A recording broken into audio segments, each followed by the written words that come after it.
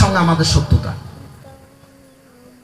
কেন না? আমরা যা কালো দেখি সেই কালোকে দেখে জড়িয়ে ধরতে যাই। কালো যমুনার জলকে কৃষ্ণ ভেবে আমরা ঝাঁপ দিতে যাই। কতবার আমরা ঝাঁপ দিতে গিয়েছি জানো? কালো মেঘ দেখলে আমরা কৃষ্ণ বলে অজ্ঞান হয়ে যাই। ঘন অন্ধকার ঘরে আমরা কৃষ্ণকে দেখতে পাই, কারণ কৃষ্ণচন্দ্র আমাদের কালো।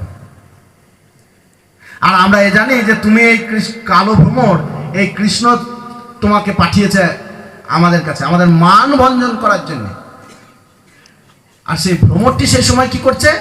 গুনগুন গুনগুন করতে করতে এসে রাধারানীর পায়ের কাছে।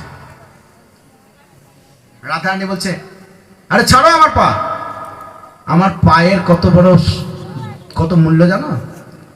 তোমাদের যে মালিক, তোমাদের যে রাজা, সে আমার পা ধরে সাধ্য আমার মান ভঞ্জন করার জন্য। বটেই তো। স্মরগল খণ্ডলম তমসুষী মণ্ডলম দেহি পদ পল্লব মুদারম। আমার পা মাথায় নেয়।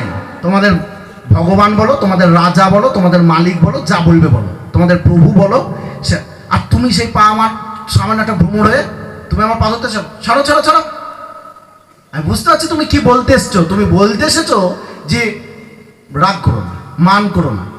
যেভাবে তোমাদের রাজা বহুবার কুঞ্জে এসে মান ভঞ্জন করিয়ে আমার সঙ্গে আমার মান ভাঙিয়েছিল, আর আমার মান আর তুমি ভাঙাতে পারবে না। একের পর এক ভ্রমরকে আপন মনে কথাগুলো বলে যাচ্ছে।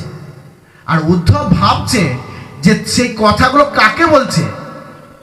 ভ্রমরকে বলছে না আমাকে বলছে না শ্রীহরিকে বলছে?